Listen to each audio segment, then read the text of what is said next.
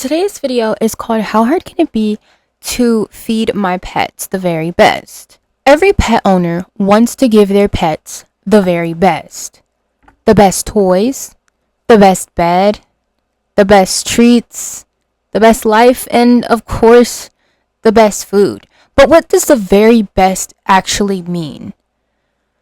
Welcome back to How Hard Can It Be, the podcast where I dive into something I've never done before and ask one simple question: how hard can it be? Today's question is, how hard can it be to feed my pets the very best? This whole episode started because of Zoey. Zoey is my 11-year-old retriever mix dog. She was my service dog for quite a couple of years, but she just recently, kind of semi-recently retired because she's old. Like, my baby's old. I mean, she's so old that I recently stopped having to feed her kibble. She would refuse to eat it because she typically just couldn't chew it and she just got tired of it. So I tried a lot of different things, and after trying a lot of different things, I found Fresh Pets, and thankfully she started eating again and she's starting to gain her weight back. But every time I bought another bag, I kept wondering, would it actually be cheaper if I made the food rather than buying the Fresh Pets? I mean, people cook for their families every day, so how hard can it be to cook for my animal? Originally, I wanted to cook for my dogs, how hard could it be? But I would quickly learn that if someone was to ask me what dogs could and couldn't eat, I honestly didn't know.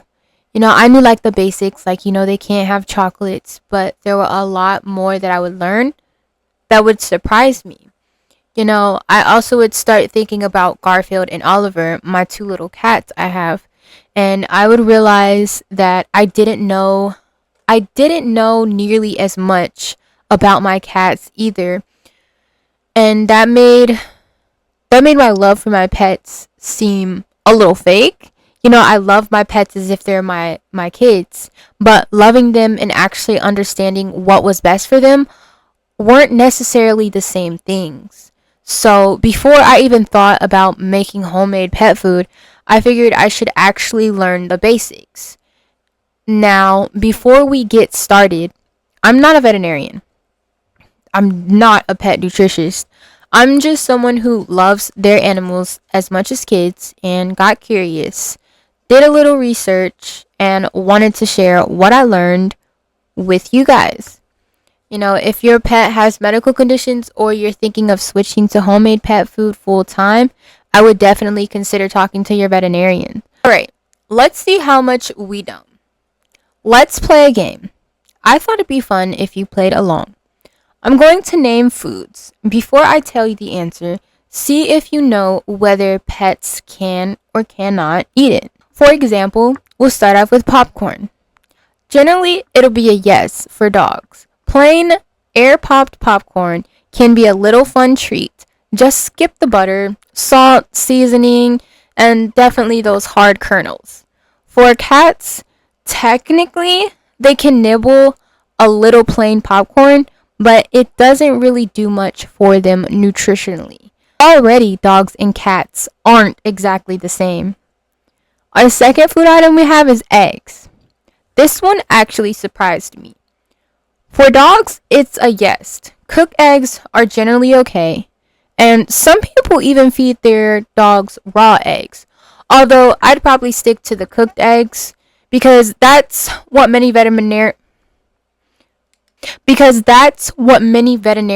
would recommend. With cats, they also can have cooked eggs. It can be a nice little source of protein for them too. I honestly had no idea both of them could eat eggs.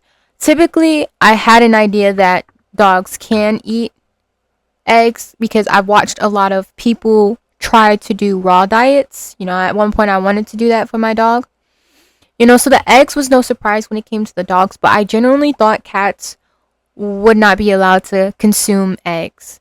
And the fact that it gives them protein the same way it does us humans is actually news to me. Our next food item we have is carrots. Can dogs have carrots? Absolutely. Apparently, a lot of dogs love carrots.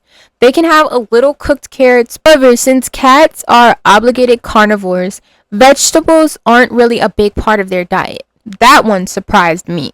Right, now let's move to the next item, cucumbers. This one honestly caught me off guard. Dogs definitely can consume cucumbers. They're mostly water and make a refreshing low-calorie snack. I see a lot of videos online doing my research of a lot of pet owners making a lot of treats with these cucumbers. Definitely given me an idea to try for my dog. For cats, they can have a tiny amount of cucumbers as well. Although, let's be honest, most cats, they're probably just gonna sniff it, judge you, and walk away. I know Garfield definitely would. Alright, another food item that surprisingly shocked me is grapes. Grapes are an absolute no for dogs.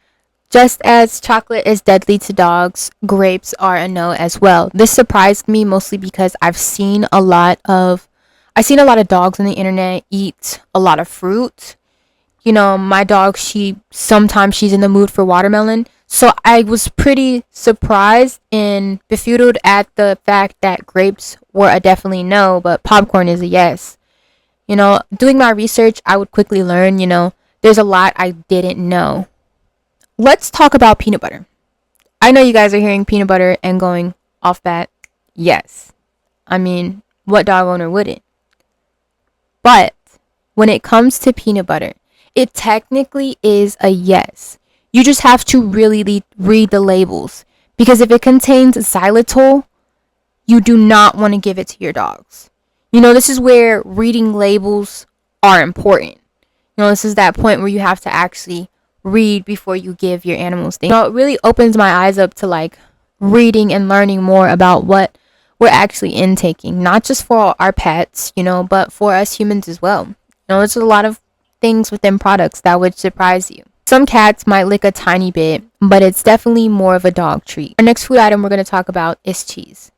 This one kind of surprised me a bit too, because dogs can have a tiny bit. A tiny amount can be okay. Cats too. But here's the interesting part. A lot of adult dogs and cats don't handle dairy very well. So all of those cartoons with cats drinking bowls of milk, yeah, real life is a little different. Now let's talk about blueberries. Blueberries are a definite yes for dogs. Cats, they can have a little too. But honestly, I don't think Garfield is going to be begging me for blueberries anytime soon. I'm still amazed that blueberries are okay, but grapes aren't. I could keep going, honestly. I mean, we humans eat so many different foods that there's no way I could cover every single one in this one episode.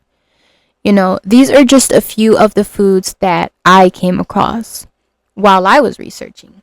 These were the few ones that surprised me the most and stood out to me the most. But after all that research, one thing really stuck with me. And that's being a pet parent doesn't mean knowing everything. It means caring enough to keep learning. Garfield taught me something too. While I was researching all of this, I kept thinking about Garfield. If you know me, you guys know that Garfield has had liver issues in the past. He's also had GI problems before. There was even a time when he had to eat a prescribed food. Honestly, prescribed food, that's I was so shocked. I didn't think that was a thing. Before Garfield, I didn't even know prescription pet food existed. That really changed how I looked at pet food, because Zoey's best food isn't Garfield's best food, and Garfield isn't Oliver. Every pet is different. Sometimes the best food is homemade. Sometimes it's fresh pets. Sometimes it's IMS. Sometimes it's prescription food. Sometimes it's the food that simply agrees with their stomach. There isn't one perfect answer for every pet.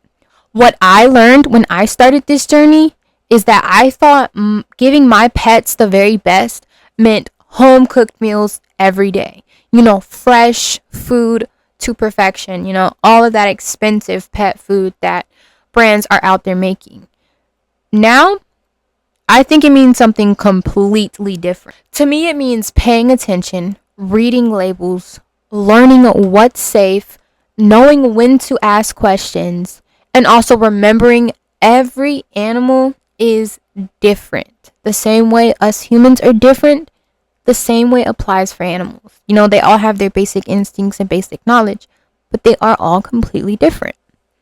For me, this whole experience was honestly humbling. You know, I realized I always call these three animals my kids, but I still had so much to learn. So much to learn about them. You know, especially with my youngest one recently joining the family, I learn so much new information about them every day. I'm really glad I did, and I do, because they deserve that effort. I started researching because I wanted to know if homemade pet food could save me money. Instead, I learned how much I still didn't know. And I think that's okay, because that's what How Hard Can It Be is all about. You know, it's about being curious, learning something new, and taking you along for the journey. Alright, that has been it for today's episode. Thank you so much for watching if you're on YouTube and listening if you're on Spotify. I'm Riley, and this has been another episode of How Hard Can It Be? I'll see you in the next one. Catch you later, brave ones.